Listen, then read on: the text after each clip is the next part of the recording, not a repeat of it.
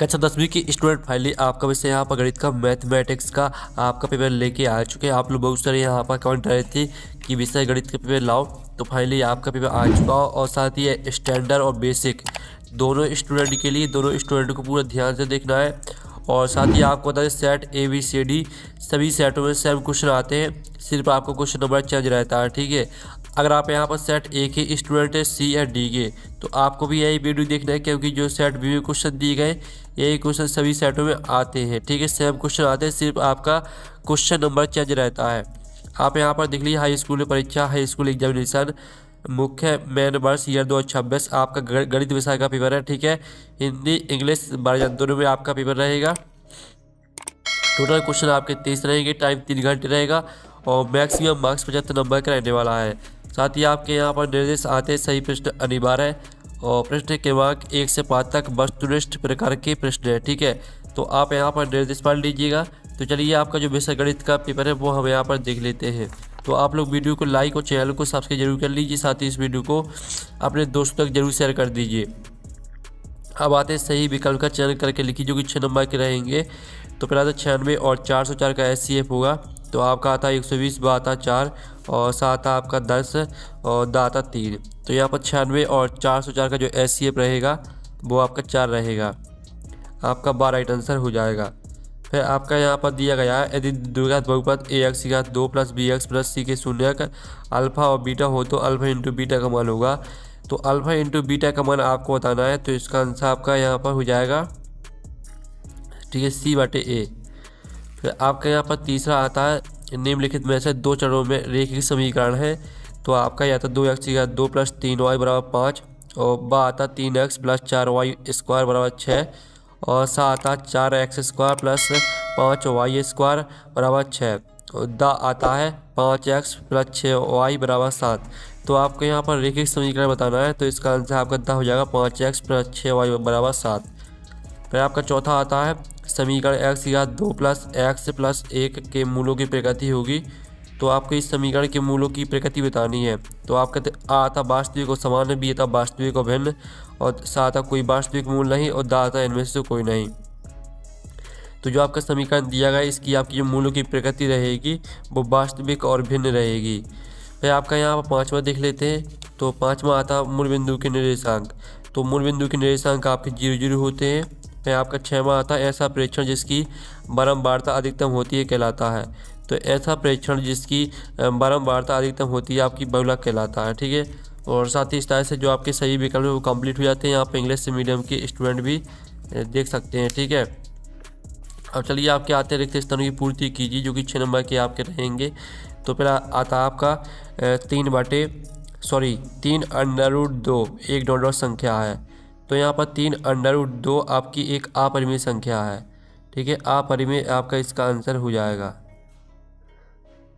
और जो आपका यहाँ पर दूसरा था, किसी द्विघात समीकरण के अधिकतम डॉट मूल होते हैं।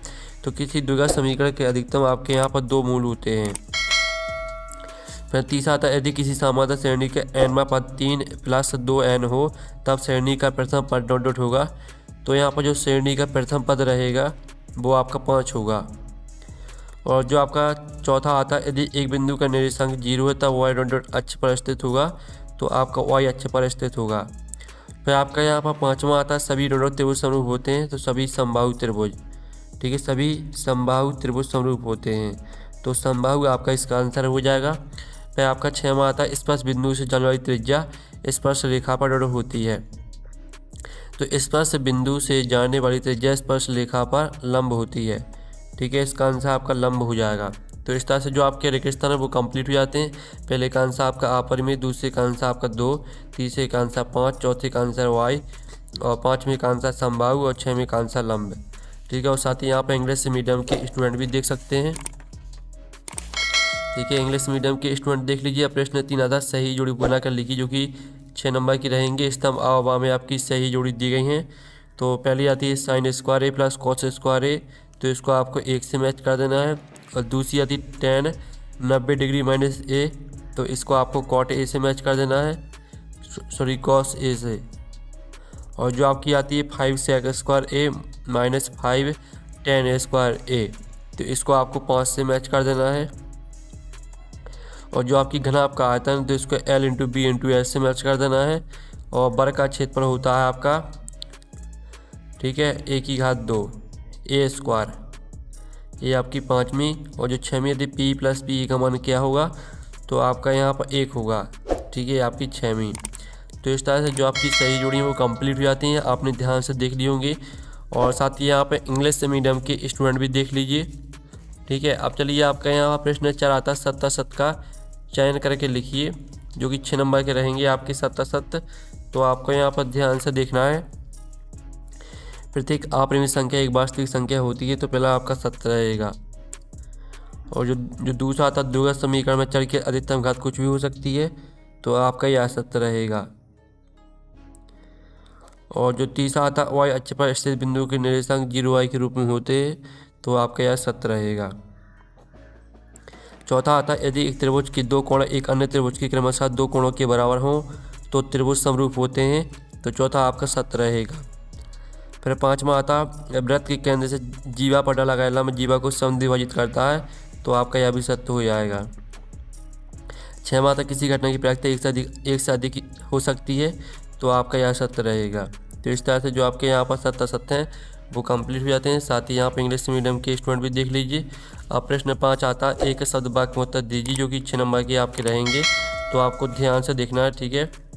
आप यहाँ पर देख लीजिए, पहला आता संख्या 5005 की आवाज़ गुणनखंड लिखना है, तो इसके गुणनखंड रहेंगे 5 × 7 × 11 × 13, ठीक है। फिर आपका था रेखिक बहुपद की घात कितनी होती है, तो रेखिक बहुपद की घात 1 होती है।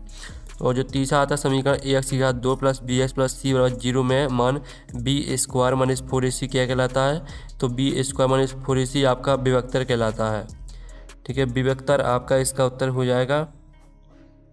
फिर आपका चौथा आता -2, 4, 10 का सर्वांतर क्या होगा, तो सर्वांतर आपका d बराबर रहेगा, ठीक है, 6। और जो आपका आता है पाँचवा, किसी निश्चित घटना की प्रायिकता कितनी होगी, तो किसी निश्चित घटना की प्रायिकता हमेशा 1 होती है। और जो छठवां आता है, वृत्त को दो बिंदुओं पर प्रतिच्छेद करने वाली रेखा को क्या कहते हैं, तो वृत्त को दो बिंदुओं पर प्रतिच्छेद करने वाली रेखा को छेदक रेखा कहते हैं, ठीक है, छेदक रेखा आपका इसका उत्तर हो जाएगा। तो इस तरह से जो आपके यहाँ पर ऑब्जेक्ट हैं वो पूरी कंप्लीट हो जाते हैं, ठीक है।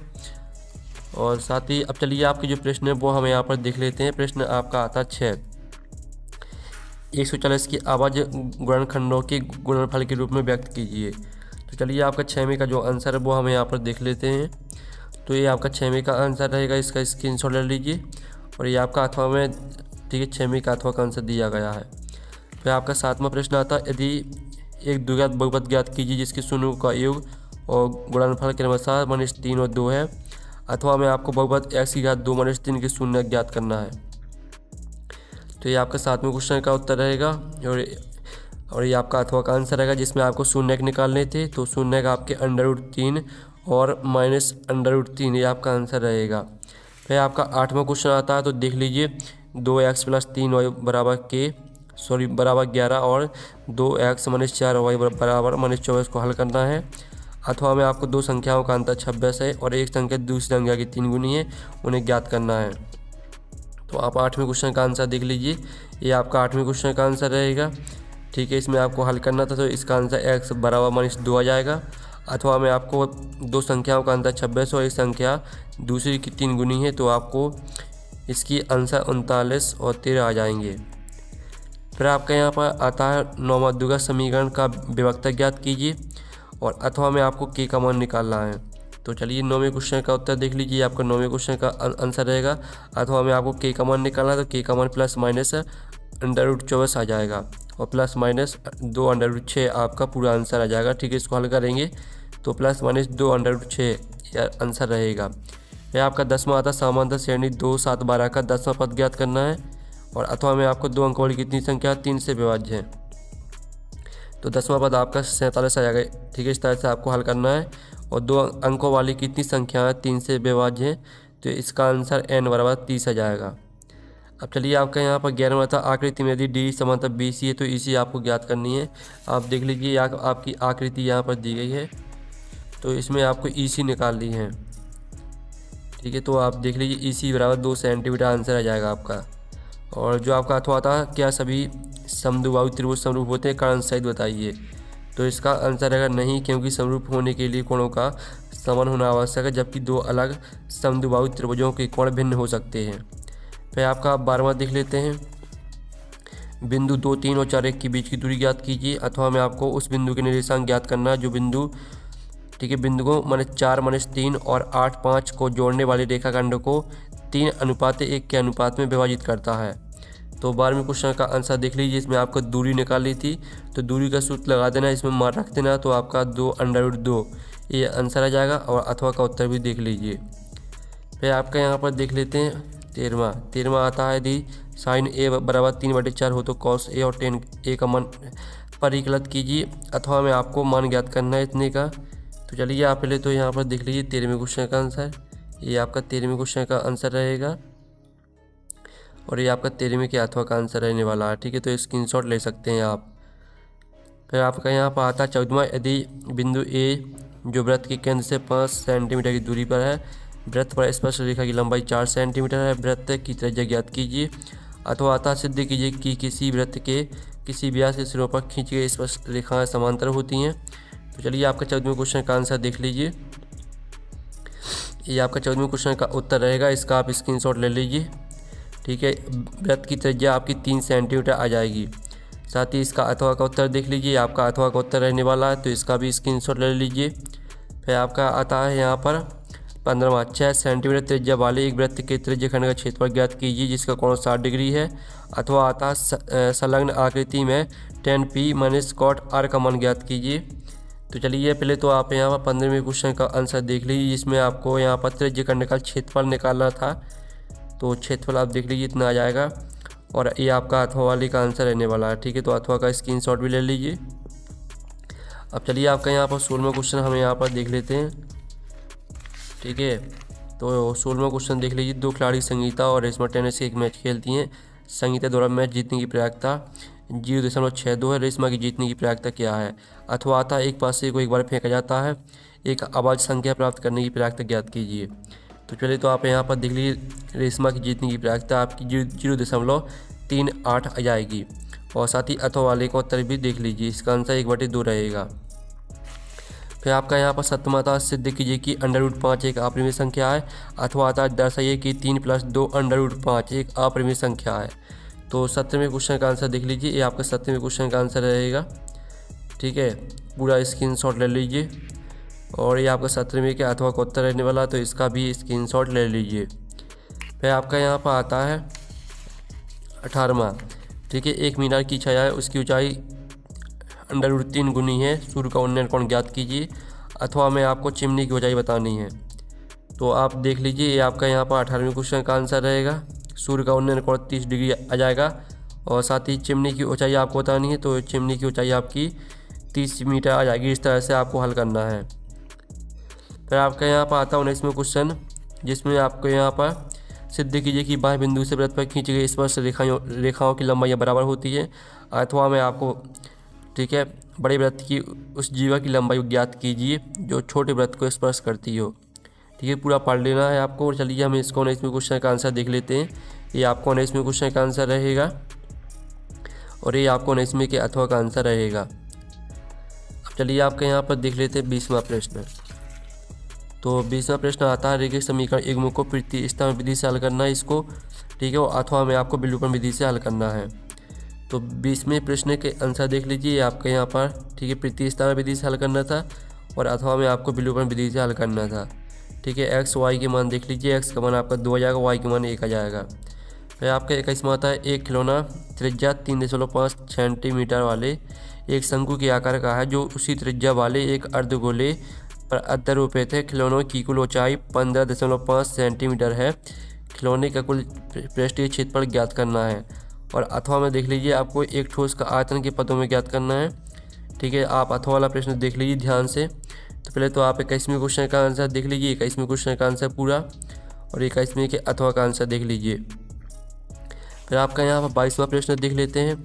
द्विघात समीकरण x⁻2 - 3x है और -10 = 0 की मूल गुणनखंड विधि से ज्ञात कीजिए, अथवा में आपको ऐसे दो क्रमागत विषम धनात्मक पूर्णांक ज्ञात करना जिनकी वर्ग का 290 हो।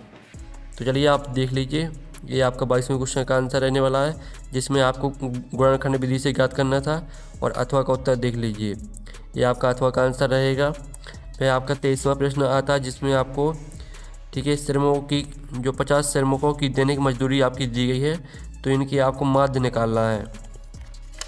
ठीक है, और अथवा में देख लीजिए, अथवा में आपको क्या करना है, आपको माध्यक माध्य और बहुलक ज्ञात करना है। ठीक है, इन आंकड़ों का।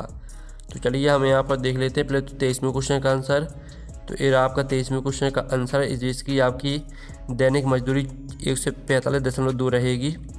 और अथवा वाले का उत्तर देख लीजिए, इसमें माध्यक बहुलक माध्य। ठीक है, सभी के आंसर देख लीजिए। इस तरह से आपका जो गणित का पेपर है वो कंप्लीट हो जाता है। आप लोग वीडियो को लाइक कर लीजिए, चैनल को सब्सक्राइब कर लीजिए। हम नेक्स्ट वीडियो में मिलते हैं। Thanks for watching.